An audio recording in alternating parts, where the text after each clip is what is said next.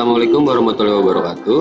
Perkenalkan kami dari kelompok 1 tentang materi kurikulum. Di sini kami akan menjelaskan tentang kemampuan menjelaskan.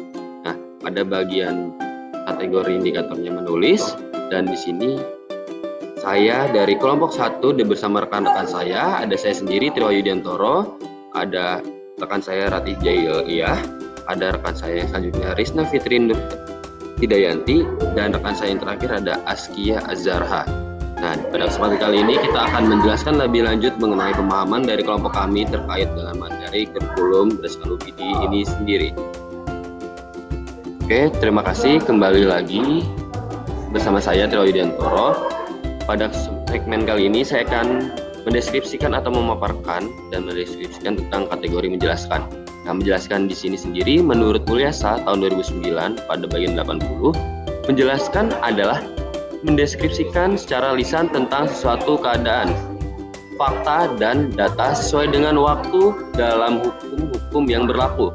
Menjelaskan sendiri merupakan suatu aspek yang harus dimiliki oleh setiap guru, mengingat sebagian besar pembelajaran menuntut guru untuk memberikan penjelasan.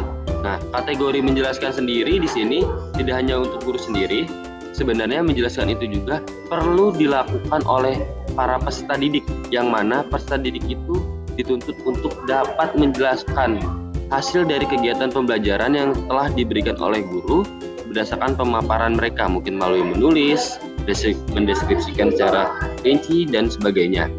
Nah, di sini siswa juga dalam kategori menjelaskan dapat terlihat berdasarkan kemampuan mereka, apakah sudah sesuai berdasarkan penjelasan yang telah mereka paparkan atas hasil pembelajaran, baik secara akurat, sistematis, dan sebagainya.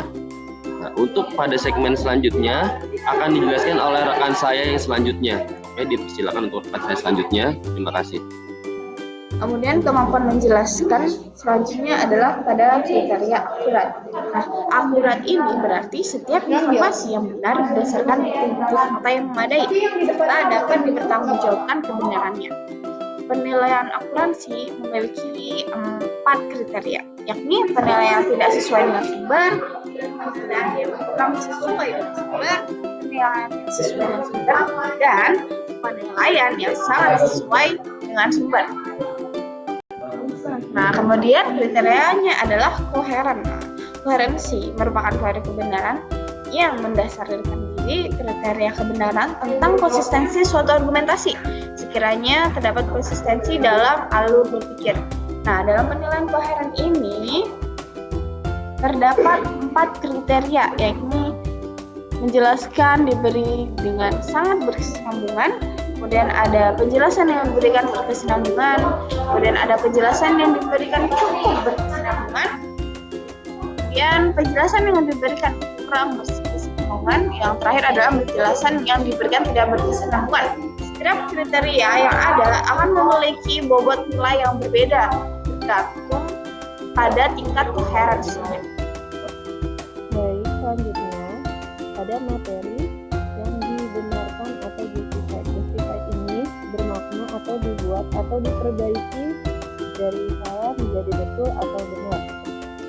Dibenarkan ini bermakna dengan memperbaiki atau teori dari dukungan teori belajar agar jawaban peserta didik dapat diterima berdasarkan teori tersebut. Seperti contoh pada kegiatan menulis, jawaban siswa dapat dibenarkan karena berdasarkan pengalaman yang sesuai dengan teori belajar behaviorisme. Hal ini juga didukung dengan teori model pembelajaran PBL atau problem prompting, yang dimana pada proses jawaban siswa yang kurang tepat akan dibenarkan berdasarkan bantuan jawaban rekan belajar atau sesuai dengan arahan guru tersebut. Pada gambar terdapat rubruk penilaian pada aspek dimensi, yaitu aspek menulis. Di sini ada beberapa kriteria penilaian, dimulai dari skor sangat dibenarkan sampai sangat kurang dibenarkan. Sangat dibenarkan ini berarti siswa menulis dengan pengalamannya dengan tatanan bahasa yang sangat sesuai atau sangat benar.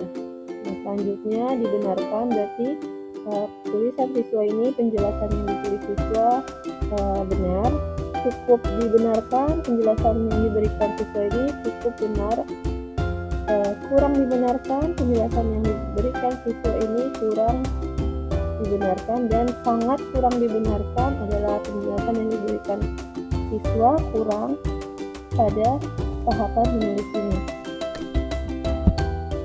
Baik, selanjutnya pada aspek pemahaman menjelaskan dimensi sistematis. Menurut Adi Gunawan dalam Yoga tahun 2008, sistematis adalah segala usaha untuk menguraikan dan merumuskan sesuatu dalam hubungan yang teratur dan logis, sehingga membentuk suatu sistem yang berarti secara utuh, menyeluruh, terpadu, dan mampu menjelaskan rangkaian sebab akibat menyangkut suatu objeknya.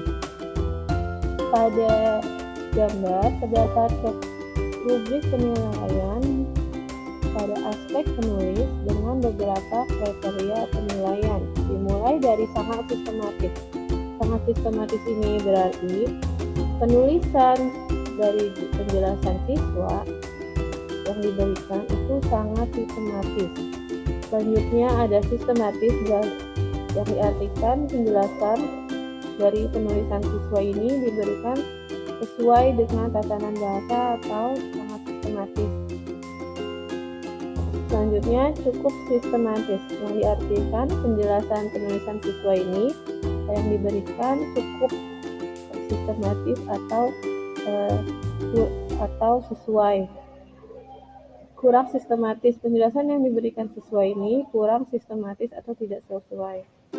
Nah, sangat kurang sistematis berarti penjelasan yang diberikan ini tidak sistematis atau tidak sesuai dengan tatanan bahasa.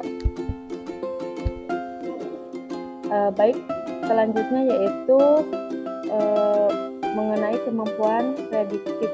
Nah, apa ini kemampuan prediktif? Nah, kemampuan prediktif adalah bahwa ia memungkinkan kita untuk mengevaluasi pengukuran-pengukuran secara empiris dan membuat suatu pilihan yang nyata dengan berdasarkan atas suatu kriteria. Nah, di sini kami membuat sebuah rubrik mengenai kemampuan memprediksi atau prediktif ini, dan adapun materinya yaitu mengenai menulis. Nah, kami di sini memberikan 5 poin yang masing-masing itu ada kriterianya. Nah, poin kelima di mana peserta didik itu mampu menjelaskan yang sangat sesuai dengan prediksi berdasarkan sumber ajar yang diberikan. Nah, kemudian poin 4 diberikan ketika peserta didik mampu menjelaskan sesuai dengan prediksi berdasarkan sumber ajar yang diberikan. Nah, poin 3 diberikan ketika peserta didik mampu menjelaskan cukup sesuai dengan prediksi berdasarkan sumber ajar yang diberikan. Nah, poin 2 diberikan ketika peserta didik mampu menjelaskan namun tidak sesuai dengan prediksi berdasarkan sumber ajar yang diberikan. Nah, yang terakhir itu poin 1, di mana ketika peserta didik mampu menjelaskan namun sangat tidak sesuai dengan prediksi berdasarkan sumber ajar yang diberikan. Nah, teman-teman, selanjutnya mengenai kesimpulan dari materi hari ini.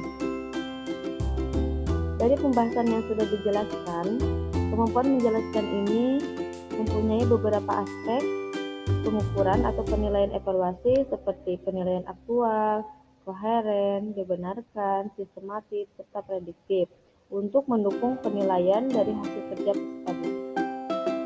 Sekian presentasi dari kelompok kami. Terima kasih. Wassalamualaikum warahmatullahi wabarakatuh.